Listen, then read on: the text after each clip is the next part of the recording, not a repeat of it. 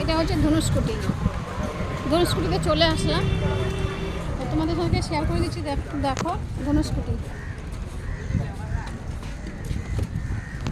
খুব ভালো লাগছে।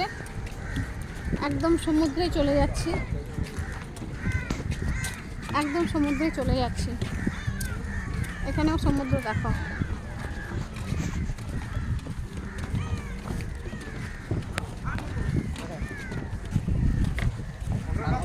এবার ধনুষ্কুটির চারপাশে ঘুরছি।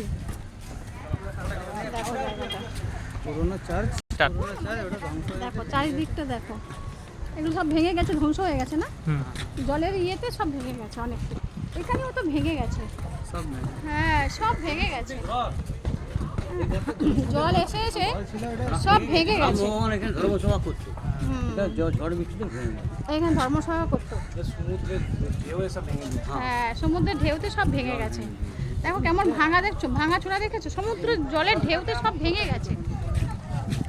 দেখো কিভাবে ভাঙছে, দেখো জলের মানে ঢেউতে জলেতে কিভাবে ভেঙে গেছে। মন্দিরটা কি সুন্দর ছিল, ভেঙে ভেঙে ভেঙে ভেঙে এইটুকুনি অবধি এসছে। এটাকে মনে হয় সেরকম কিছু রিপেয়ারিং করে না মনে হয়।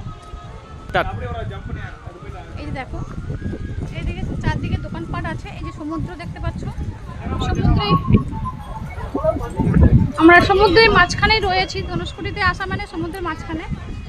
তো এই যে চলে এসেছি, দেখতে পাচ্ছ বন্ধুরা। দেখো দেখো বন্ধুরা, এই যে ধনুষ্কুটিতে এসেছি, একটা ফটো তুলে নিলাম। একটা ফটো তুলে নিলাম, ভালো লাগছে আমার। চারিদিকটা দেখো, মন্দিরটা ধনুষ্কুটিতে মন্দির, এই যে ধ্যান করতো এই জায়গাটা, মন্দিরটা ভেঙে গেছে। মানে ঠিকঠাক সরকার ঠিকঠাক রিপেয়ারিং করে না।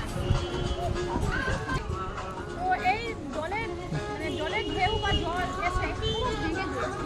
দেখো কীভাবে ভাঙছে। এখানে যেহেতু ধ্যান করতো, কে ধ্যান করতো জানি বাবু, এখানটা ধ্যান করতো পণ্ডিত মশাইরা বা সেরকম ভালো ভালো গুরুজনরা, মানে কি বলবো।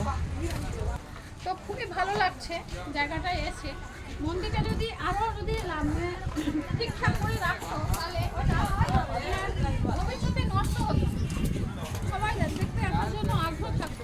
মানে এখন তো ভালোই আছে, রিপেয়ারিং করে নিত আরও ভালো লাগতো। তো যাই হোক, যতটাই আছে ততটাই তোমাদের সাথে শেয়ার করছি। না আরে ওই বাবু ময়ূরের জিনিস প্রচুর আছে, কিন্তু নিয়ে যাওয়া চাপ।